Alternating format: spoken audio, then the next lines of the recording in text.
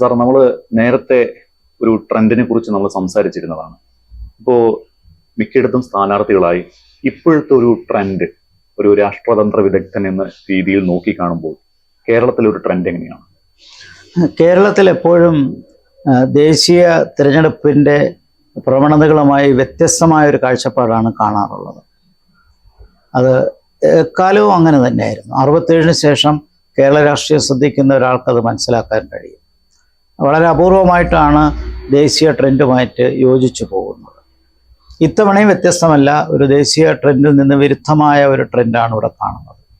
പ്രത്യേകിച്ച് ശക്തമായ UDFും അതുപോലെ ശക്തമായ LDFും രണ്ട് പ്രബല മുന്നണികൾ നിൽക്കുമ്പോൾ ദേശീയ തലത്തിൽ ശക്തമായ NDA BJP മുന്നണി കേരളത്തിൽ താരതമ്യേന ഈ നേരത്തെ പറഞ്ഞ രണ്ട് മുന്നണികളെ അപേക്ഷിച്ച് ശക്തി കുറവാണ്. അപ്പോൾ ഇവർ പ്രധാനപ്പെട്ട മത്സരം UDF LDFും ആണെന്നിരിക്കെ ചില മണ്ഡലങ്ങളിൽ BJPക്ക് ത്രികോണ മത്സരം ശക്തമായി കൊണ്ടുവരാൻ കഴിഞ്ഞിട്ടുണ്ട്. അപ്പോൾ ഈ ട്രെൻഡ് പൊതുവിൽ കാണുന്ന UDFിൻ്റെയും LDFിൻ്റെയും മത്സരത്തിനിടയിൽ ഒരു മൂന്നാം മുന്നണി ശക്തിയായിട്ട് വരുന്ന 4-5 മണ്ഡലങ്ങളുണ്ട്. അതിൽ തന്നെ വളരെ ശക്തിയായി വരുന്ന ഒരു 3 മണ്ഡലങ്ങളാണ് നമുക്ക് കാണാൻ കഴിയുന്നത്. അപ്പോൾ ജനറലായിട്ടുള്ളൊരു ട്രെൻഡ് പറഞ്ഞു കഴിഞ്ഞാൽ കേരളത്തിൽ UDFന് ഒരു അപ്പർ ഹാൻഡ് ഉണ്ട്. അതിന് 2-3 കാരണങ്ങളുണ്ട്. ഒന്ന്, കേരളത്തിലെ ഇടതുപക്ഷ ഗവൺമെൻറ്റിനെതിരെയുള്ള ഭരണവിരുദ്ധ വികാരം ശക്തമായി പ്രകടിപ്പിക്കാൻ കിട്ടുന്ന അവസരമാണ്. ലോക്സഭാ തിരഞ്ഞെടുപ്പാണെങ്കിൽ കൂടിയും അത് ഇടതുപക്ഷ ഗവൺമെൻറ്റിനെതിരെയുള്ളൊരു മാൻഡേറ്റായിട്ട് കാണാം. 2, ദേശീയ തലത്തിൽ NDAയുടെ BJP മുന്നണിക്കെതിരായി പ്രവർത്തിക്കുന്ന 2 മുന്നണികളിൽ UDFും LDFിലും ദേശീയ തലത്തിൽ ഇവർ ഒറ്റക്കെട്ടായി ഇന്ത്യ സഖ്യത്തിൽ ഇന്ത്യ ബ്ലോക്കിൽ ഒന്നിച്ചു വരുന്നു. അതേസമയം ദേശീയ തലത്തിൽ LDF ഒരു ശക്തിയായ ഒരു ഘടനയല്ല. അങ്ങനെ വരുമ്പോൾ BJPയെ ചെറുക്കാൻ ദേശീയ തലത്തിൽ കോൺഗ്രസ് നയിക്കുന്ന UDF ആണ് നല്ലതെന്ന് ഇടതുപക്ഷക്കാരിൽ തന്നെ ചിലരെങ്കിലും വിശ്വസിക്കുന്നവരുണ്ട്. മൂന്നാമതായി ഇവിടുത്തെ ന്യൂനപക്ഷ ക്രോഡീകരണം. അതിൽ പ്രത്യേകിച്ച് 27% വരുന്ന മുസ്ലിം വിഭാഗത്തിൻ്റെ മോദിയോടുള്ള ഭയമോ വെറുപ്പോ അതുമല്ലെങ്കിൽ രാഷ്ട്രീയ വിരോധമോ BJPയോടത്തുള്ളത് അതുകൂടി പ്രകടിപ്പിക്കാനുള്ള ഒരു അവസരമായി കാണും. ക്രൈസ്തവ ഭാഗത്തിൽ ശക്തമായി അവർ UDFിൽ എക്കാലവും നിന്നിട്ടുണ്ടെങ്കിലും സമീപകാലത്ത് അതിലെ ചില വിഭാഗങ്ങൾ ഇടതുപക്ഷത്തോട് വന്നിട്ടുണ്ട്. പക്ഷേ കഴിഞ്ഞ ഞായറാഴ്ച ലാറ്റിൻ കാത്തലിക് ബിഷപ്പ് തന്നെ പള്ളിയിൽ ഒരു പ്രസ്താവന നടത്തി, ഒരു പ്രഖ്യാപനം തന്നെ നടത്തി. അതിൽ ന്യൂനപക്ഷങ്ങൾക്കുള്ള ഭയവും മണിപ്പൂരിലെ സംഭവങ്ങളും എല്ലാം പള്ളിയിൽ വായിച്ചതും അതിന് വലിയ ടെലിവിഷനിൽ കൂടിയും അച്ചടി മാധ്യമങ്ങളിൽ കൂടിയും സ്വീകാര്യത കിട്ടിയതുമെല്ലാം കാണുമ്പോൾ ലാറ്റിൻ കാത്തലിക്കിൻ്റെ നിലപാട് വ്യക്തമാണ്. പക്ഷേ ലാറ്റിൻ കാത്തലിക് ക്രൈസ്തവ സമൂഹത്തിലൊരു ഭൂരിപക്ഷമല്ല എന്നറിയാം. എന്നാൽ പോലും അവർ UDFിനോടൊപ്പമാണ് നിൽക്കാൻ സാധ്യതയെന്ന് വ്യക്തമാണ്. സിറിയൻ ക്രിസ്ത്യൻസ് ജനറലി പറയുന്ന മുന്നോക്ക ക്രൈസ്തവ വിഭാഗം അവരും പരമ്പരാഗതമായി കോൺഗ്രസിൻ്റെ കൂടെയാണ് നിന്നിരിക്കുന്നത്. അതിലൊരു ചെറിയ വിഭാഗം ഇത്തവണ BJPക്ക് അനുകൂലമായി വോട്ട് ചെയ്യാനുണ്ട്. പക്ഷെ എന്നാലും ഏതാണ്ട് 48% വരുന്ന ന്യൂനപക്ഷ വിഭാഗം അവരുടെ അഭിപ്രായം UDFിനോടാണ് വരാൻ സാധ്യത ഉള്ളത് കൊണ്ടും മുകളിൽ പറഞ്ഞ 3 കാരണങ്ങളും പൊതുവിൽ ഒരു UDF അപ്പർ ഹാൻഡ് ഈ തെരഞ്ഞെടുപ്പിൽ കാണുന്നുണ്ട്. പക്ഷേ UDF ട്രെൻഡ് എന്ന് പറയുമ്പോഴും ഈ ചില കാര്യങ്ങൾ നോക്കുമ്പോൾ LDFിന് അനുകൂലമായ സാഹചര്യങ്ങൾ ഉണ്ട് എന്നും പറയപ്പെടുന്നുണ്ട്. ഇപ്പോൾ ക്ഷേമ പെൻഷൻ മുടങ്ങിക്കിടക്കുകയായിരുന്നു, അതിപ്പോൾ 3 മാസത്തെ ഒരുമിച്ച് കിട്ടാൻ പോവുകയാണ്. പിന്നെ CA വിഷയമൊക്കെ വന്നപ്പോൾ അതിൽ പിണറായി എടുത്തൊരു സമീപനവും ഒക്കെ ആളുകൾക്ക് പിണറായിയാണ് എല്ലാത്തിനും മുന്നിട്ട് നയിക്കാൻ പറ്റിയ ഒരു വ്യക്തി എന്ന തോന്നലുണ്ടാക്കുകയൊക്കെ ചെയ്തിട്ടുണ്ട്. അപ്പോൾ ഈ UDFിനുള്ള ഒരു മേൽക്കോയ്മ അത് LDFിലേക്ക് വരാനുള്ള ഒരു സ്ഥിതിവിശേഷം കൂടി കാണുന്നുണ്ടോ? ക്ഷേമ പെൻഷൻ ഉൾപ്പെടെയുള്ള വെൽഫെയർ പ്രോഗ്രാംസ്, അത് സാമൂഹ്യ ഉന്നതിക്ക് വേണ്ടി പാവപ്പെട്ടവർക്ക് സഹായിക്കേണ്ട കാര്യങ്ങൾ, അത് ഒത്തിരി കാലമായി കേരളത്തിൽ മുടങ്ങിക്കിടക്കുകയായിരുന്നു. കേരളത്തിലെ ധനസ്ഥിതിയെക്കുറിച്ച് വലിയ ആക്ഷേപമുണ്ടായിരുന്നു. ഇപ്പോൾ തിരഞ്ഞെടുപ്പ് വന്നപ്പോൾ അതിലൊരു ചെറിയ പങ്ക് കൊടുത്തു എന്നുള്ളതല്ലാതെ അതുകൊണ്ട് വളരെ പട്ടിണി കിടക്കുന്ന വിഭാഗത്തിന് ഒരു വലിയൊരു മാറ്റം അതുകൊണ്ടുണ്ടാകുമെന്ന് എനിക്ക് തോന്നുന്നില്ല. ഒരു ആശ്വാസം എന്നുള്ള നിലയിൽ അതിന് വഴിയൊഴുക്കുന്നുള്ളതിൽ തർക്കമില്ല.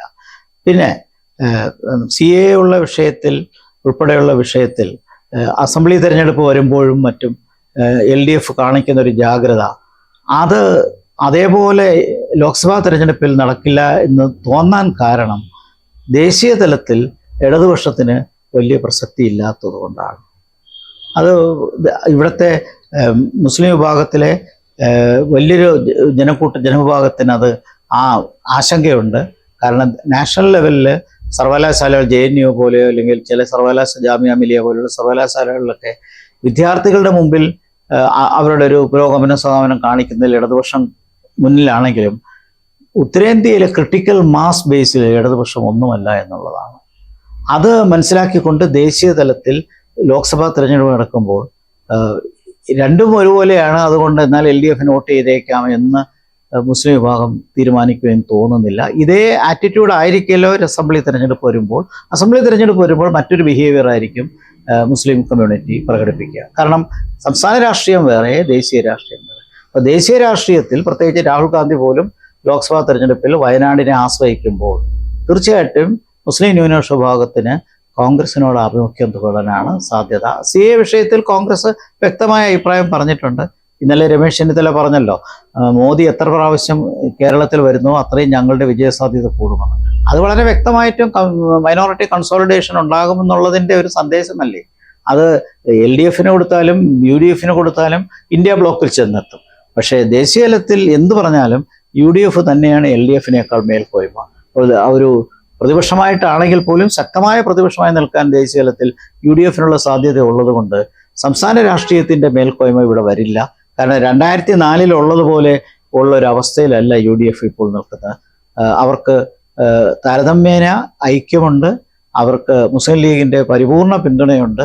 അതുകൊണ്ട് തന്നെ ഈ ലോക്സഭാ തെരഞ്ഞെടുപ്പിൽ ഇത്തവണ UDFനോടാണ് അവർക്ക് ചായ്വെന്നാണ് ഞാൻ മനസ്സിലാക്കുന്നത്. UDFന് കഴിഞ്ഞ തവണ 19 സീറ്റ്, ഇപ്പോഴത്തെ ലെവലിൽ 18.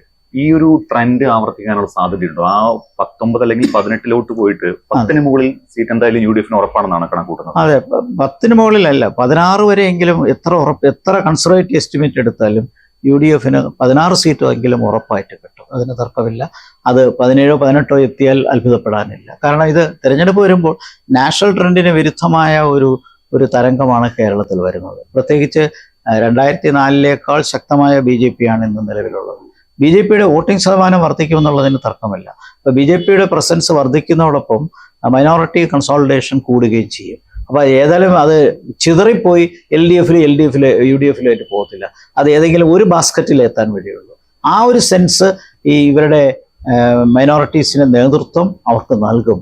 ഇത് പാർലമെന്റ് തിരഞ്ഞെടുപ്പാണ്, UDFനാണ് നമുക്ക് കൊടുക്കേണ്ടതെന്നുള്ള ഒരു സന്ദേശം നേരത്തെ തന്നെ കൊടുത്തു. ചില വീഡിയോകളൊക്കെ അനുകൂലമായിട്ട് വരികയും ചെയ്തു. അപ്പോൾ അതിൽ നോക്കുമ്പോൾ തീർച്ചയായിട്ടും ഇത്തവണ UDFന് 16-18 സീറ്റുകൾ വരെ കിട്ടാൻ സാധ്യത. സാറ് 16-18 പറയുമ്പോൾ ഒരു 16 കണക്ക് കൂട്ടാം. ബാക്കി ഒരു 4 സീറ്റിൽ ത്രികോണ പോരാട്ടമാണോ അതോ LDFന് അനുകൂലമായ സാഹചര്യമാണോ? ഞാൻ കാണുന്നത് ത്രികോണ പോരാട്ടമാണ്. LDFന് അനുകൂലമായ സാഹചര്യം എന്ന് പറയാൻ ഞാൻ നോക്കിയിട്ട് കണ്ണൂർ മാത്രമേ കാണുന്നുള്ളൂ. കണ്ണൂരിലാണ് കുറച്ചുകൂടി ഒരു LDFന്റെ പ്രവർത്തനശേഷി കുറച്ച് അച്ചടക്കത്തോടെ മുന്നോട്ട് പോകുന്നു. പിന്നെ ചില മണ്ഡലങ്ങളിൽ UDFന്റെ സ്ഥാനാർത്ഥികളുടെ വിരസത, ഉദാഹരണമായിട്ട് മാവേലിക്കര, അതൊക്കെ ജനങ്ങൾക്ക് ഒരു പുതിയ കാൻഡിഡേറ്റ് LDFന് പ്രസന്റ് ചെയ്യുമ്പോൾ അതിനോടൊരു അട്രാക്ഷൻ ഉണ്ടാകുന്നു. അങ്ങനെ ചില ഗുണങ്ങൾ വരും. അതുകൊണ്ട് ഒരു സൗത്തിൽ ഒരു പക്ഷേ മാവേലിക്കരയിലോ മറ്റോ മാറ്റം വരാൻ സാധ്യതയുണ്ട് എന്ന് കണക്കാക്കാം. പിന്നെ ഈ കണ്ണൂറും മാവേലിക്കരയും ഒഴിച്ചു നിർത്തിയാൽ അത് രണ്ടിനും LDFന് ഒരു മത്സര സാധ്യത കാണുന്നുണ്ട്. ബാക്കി എല്ലായിടത്തും ഒരുപോലെ ത്രികോണ മത്സരമില്ല. ത്രികോണ മത്സരം നമുക്ക് വ്യക്തമായിട്ട് കാണാവുന്നത് തിരുവനന്തപുരവും തൃശ്ശൂറും പത്തനംതിട്ടയും തീർച്ചയായിട്ടും പാലക്കാടുമാണ്. ഈ 4 മണ്ഡലങ്ങളിലാണ് നല്ല ത്രികോണ മത്സരം. പിന്നെ ഒരുപക്ഷെ കാസർഗോഡുമാണ്. അപ്പോൾ അതിനെ വീണ്ടും നിയന്ത്രിച്ചാൽ 3 മണ്ഡലങ്ങളിലേക്ക് ഒതുങ്ങേണ്ടി വരും. അത് വടക്ക് പാലക്കാടും തൃശ്ശൂറും പിന്നെ തിരുവനന്തപുരം. ഈ 3ഇടത്താണ് ശക്തമായ ത്രികോണ മത്സരം നടക്കുന്നത്. ത്രികോണ മത്സരം നടക്കുമ്പോഴും അവിടെ ക്രിട്ടിക്കൽ മാസ് വോട്ട് ആർക്ക് കിട്ടുന്നു എന്നുള്ളതാണ്. അപ്പോൾ കഴിഞ്ഞ തവണ നമ്മൾ കണ്ടതുപോലെ ത്രികോണ മത്സരത്തിൽ തിരുവനന്തപുരത്ത് CPI സ്ഥാനാർത്ഥി 3ാം സ്ഥാനത്തേക്ക് എത്തി.